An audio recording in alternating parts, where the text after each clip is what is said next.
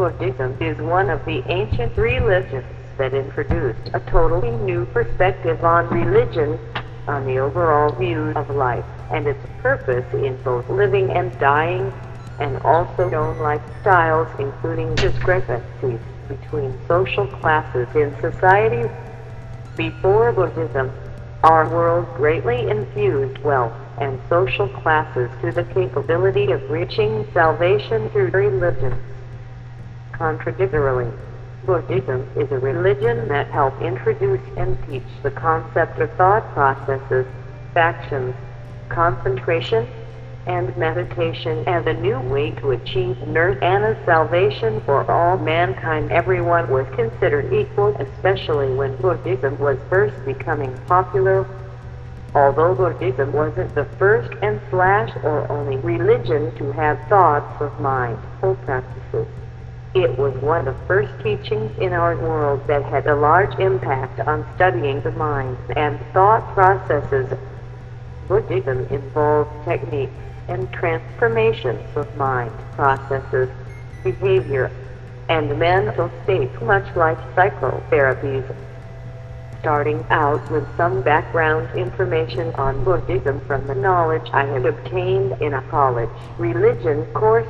Buddha was a man born to a wealthy family. He was a prince at Kapilavastu, and the sights of disease, old age, and death caused Buddha to look negatively on life, which gave him the idea that the world was full of suffering, so he renounced the world early in life. Buddha set out to find reasons for pain and suffering by leaving his family and meditating until his questions became fulfilled. From the knowledge I obtained in my religion class, this is when Buddha, previously Prince Siddhartha, obtained his name Buddha, which meant enlightened. While teaching the way of this religion, Buddha always tried to enlighten persons on the most important questions of sorrow, its origin, its cessation, and the path leading to its cessation. These became known in Buddhism as the Four Noble Truths, in which gave an answer and a reason for each of the four questions. Buddhist beliefs taught that pain and suffering, both internally and externally, were caused by habits of attachment in three different forms. These forms of attachment include Trishna, translated as thirst, desire, lust, craving, or clinging, devesha, avoidance or hatred, and slash or avidya, meaning ignorance. I am implying that Buddha contemplated what we now call psychological thoughts and actions based on their involvement with attachment, and identified them as either good, help in eliminating attachment, or bad, involving attachment. Buddha taught ways to live a successful, satisfying life with the use of mind exercises that involve the gaining of inner peace for both a person and also his or her surroundings as a way to reach salvation. Overall, Buddha created the concept of exercising and working with the mind, and gave explanations to behavioral outcomes and emotional feelings on a religious aspect. Horace Friedman tells us in The Humanistic Psychologist that mindfulness practices likely go back to the very origins of humanity, and with that, he makes it clear that Buddhism should not be looked at as the creator of working with the mind, but instead as a religion that uses psychologically related techniques widely and intelligently. Friedman also explains in The Humanistic Psychologist that it is important to look at Buddhism as a religion and not as psychology. Although Buddhism engages in many psychological practices, it still has religious values through beliefs of nirvana, salvation, and enlightenment. Buddhism can sometimes be misinterpreted as a psychology since it doesn't evolve from a supernatural being. Buddhism and its relationship with psychology is a topic that has been frequently discussed within the past century. It has been said that Buddhism has become one of the most important dialogue partners, particularly for Western psychotherapy. Many things from the Buddhism religion have psychological effects, such as the absent karma in Sanskrit and its understanding of nature with reality that is cognizant, and also the Dalai Lama. To discover more and more that the source of our suffering comes from our mind. There are external conditions for our suffering. Definitely, there are many external conditions for our suffering to arise. But the root cause of our suffering, the Buddha taught, lies within our own mind. And in fact, even meeting the external conditions is something to do with our mind. So the more we understand that our own mind is the source of our suffering, and also, fortunately, our own mind is the source of our happiness, then we begin to understand that the only way to be free of suffering is to change our mind. Buddhism relates to psychology in many approaches, one being an existential approach. Existential psychology involves psychological anxiety, which involves concerns with the nature of well-being, dread, and fear. Existential psychology involves the concept that we cling to things in the hope that they will provide us with a certain benefit. This concept relates to Buddhism because of Buddha's teachings that feelings of pain and suffering are caused by attachment. Buddha teaches that practicing actions and thoughts that eliminate attachment will in return remove pain and suffering of emotion. Existential psychotherapies include the same concept where the psychologist works with the patient and his or thought processes to create an assertive mindset and ultimately eliminate fears, mostly by facing them. Buddhist practices have many similarities with psychotherapy. They may even influence some psychotherapy. Psychotherapies dealing with cognitive restructuring share core principles with ancient Buddhistic antidotes to personal suffering, much like Buddhist mindful practices. Psychotherapies also include techniques of meditation. Two techniques of meditation used in psychotherapies include autosuggestion, which is used to achieve leisure in the mind, and also meditation to exclude the feelings and emotions associated with attachment, gluttony, and delusion.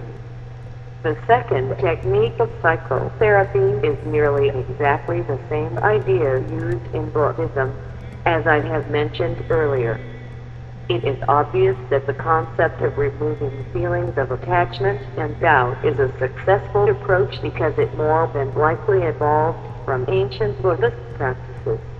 And from what is mentioned above, we can see that it is still being used today in psychotherapies. Along with similarities to cognitive psychotherapies, Buddhists also use techniques for behavior which are similar to techniques used in behavioral psychotherapies. In psychotherapy, the goal is to provide the patient a safe place, or in other words, an environment where he or she may express their problems. In both Buddhism and psychology, loving kindness and compassion are both goals in meditation.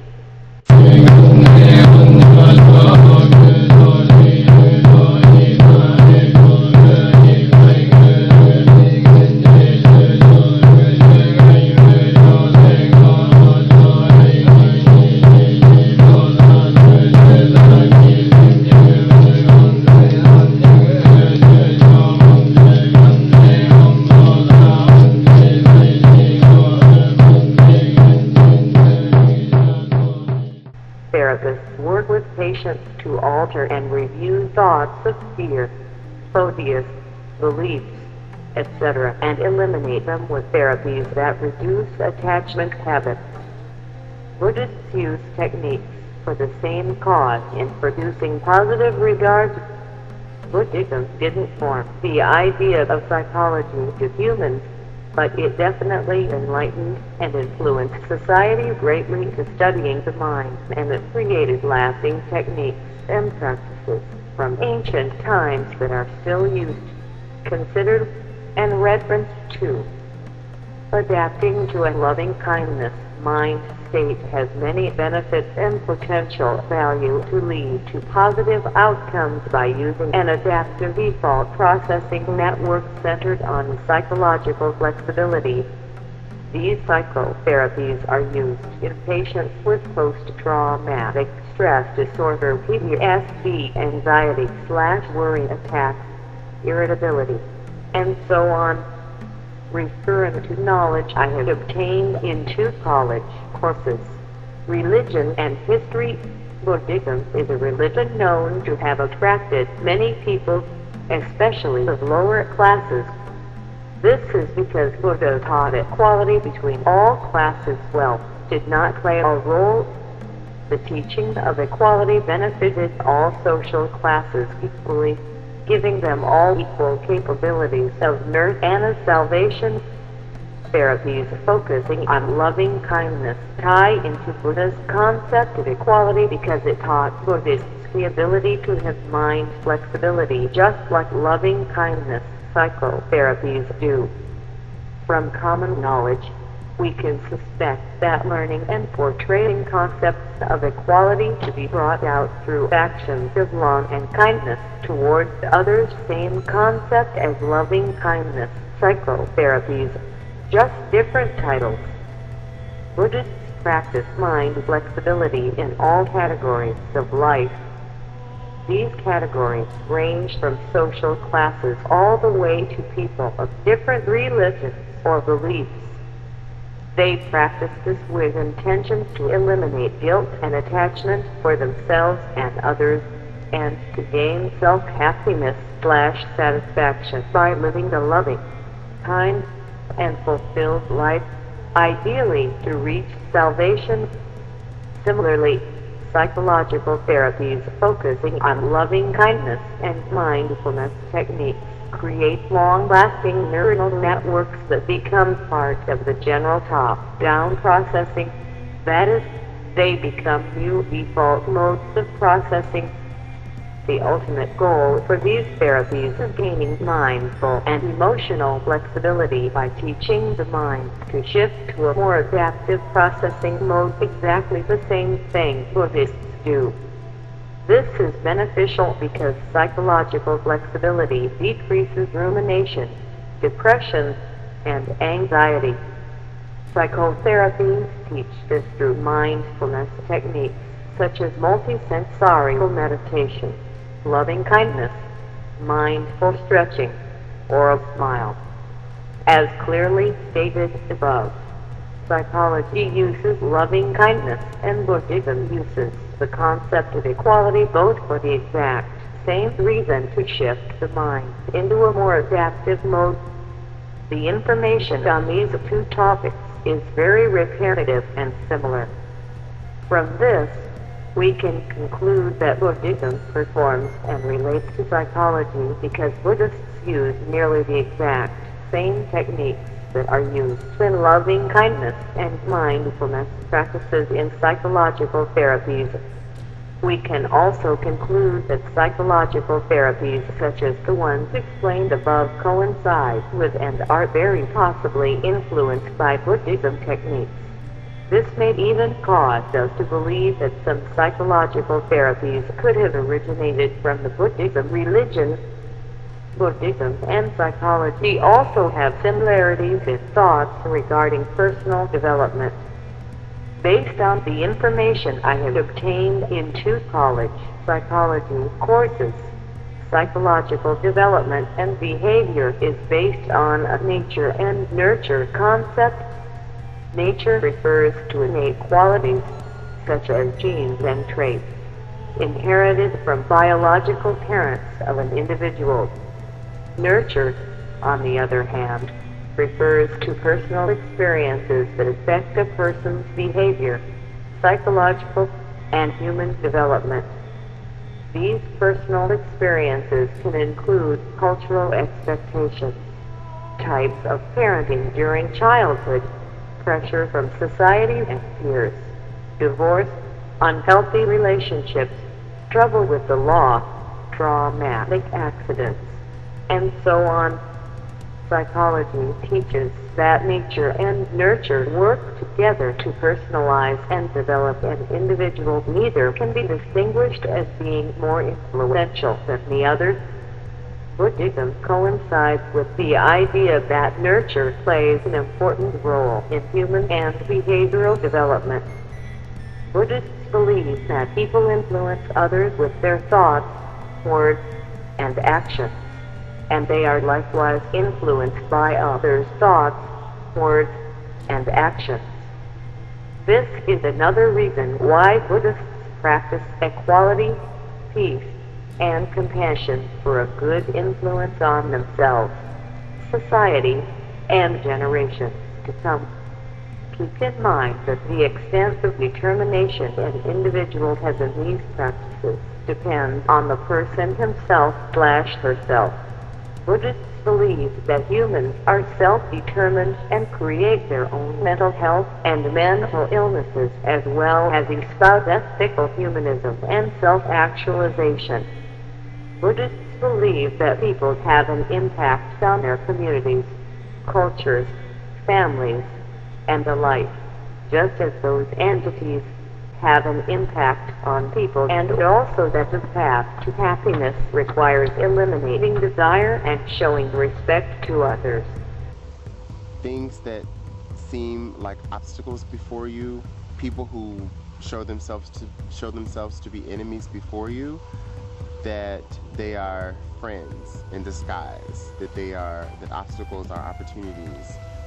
If only you were able to see how those obstacles, those hurdles, or those people who present themselves as enemies can be friends to you, support your larger mission or cause in life. So I guess in a sense you have to figure out, well, what is the meaning of my life? What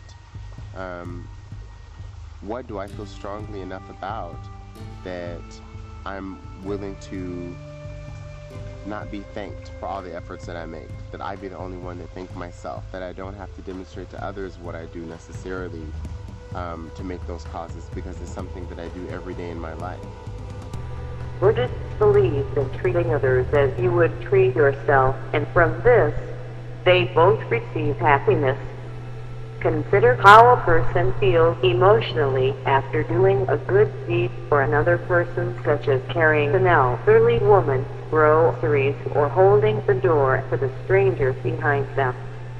Personally, if I participate in doing something for another person without expectation of a reward, I experience good feelings of kindness and happiness about myself afterwards. The people of Thailand, Theravada Buddhism religionists, treat strangers and tourists as non-threatening and with no suspicion. Thai people say they love people, communication, compassion, helping others, and democratic living. Buddhism affects its entire community, represents a model and concrete mindset for generations to come, and fills an individual's life with happiness and gratitude.